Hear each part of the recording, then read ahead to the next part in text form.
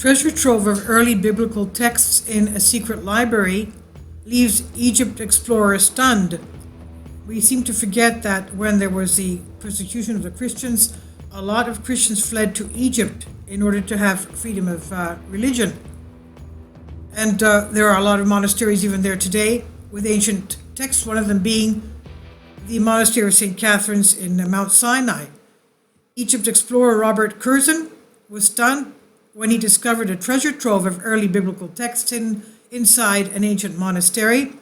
Egypt, best known for its coveted ancient history, a continuous civilization that's lived along the banks of the River Nile for thousands of years. Many of the finds archaeologists and Egyptologists have made in the region consist largely of things like great statues of the pharaohs, mummified remains of those times. In the 19th century, though, Robert Curzon, an English traveler and aristocrat, set out on a journey to the North African nation in search not of ancient Egypt, but of ancient Christianity, the first centuries of Christianity. Curzon arrived in Alexandria, Egypt, and 3 years later was aware that the country held early records about the religion that once swept the world, but did not know where to start. But he was in the right place. By 300 AD, Alexandria had become one of the great centers of Christianity.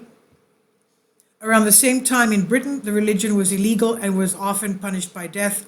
We know that Britain and the British Isles were following the Druid religion, the Druid cult. Now, from ancient Greeks, by the way.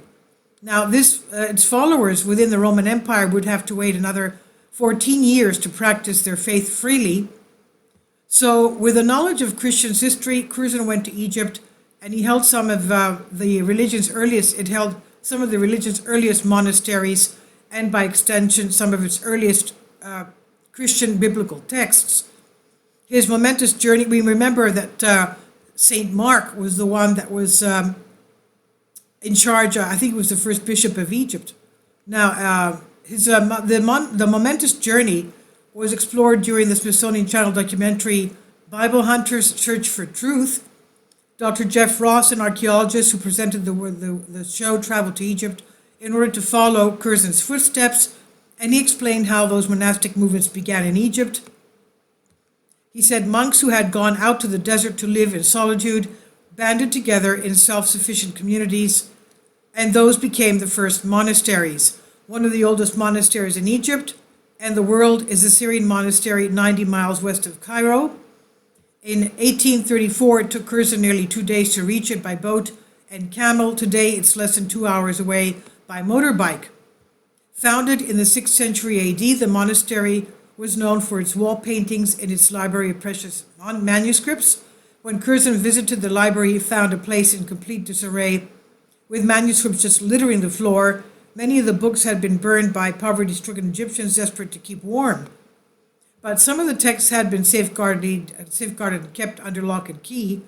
Curzon was certain that it was the case, and is said to have plied a blind monk with alcohol and coaxed him into showing him the secret library with the depths of the monastery, and that's exactly what the monk did. The Englishman soon found himself surrounded by ancient biblical texts. Dr. Rose explained inside the room, Curzon found a treasure trove, the dusty pages of some of the earliest dated Bible texts in existence. He found fully bound Christian manuscripts, as well as several gospel fragments, all written in ancient Syriac, a language similar to what Jesus would have spoken Aramaic. The texts date back to the 4th century AD. Dr. Rose continued, Curzon also stumbled upon a surprise, a biblical text, the Acts of Peter and Paul, which was never included in the Bible. At the time, questions about why this Christian text was omitted led to speculation among scholars about the accuracy of the Bible.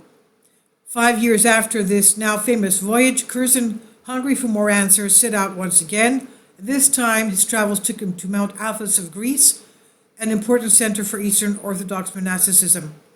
So Mount Athos is in about 2.5 hours car ride from Salonika, and it's a peninsula, the last peninsula of Halkidiki, and it has 20 monasteries, only male monasteries. Women are not allowed there.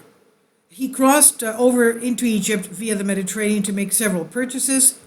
His journeys resulted in the book Visit to the Monasteries of the Levant. It gained huge traction, and by 1881, Curzon had completed a further 6 expeditions to the Levant and the surrounding regions.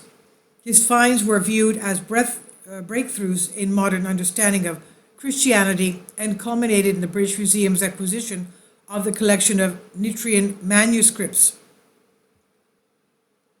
This is on Express UK.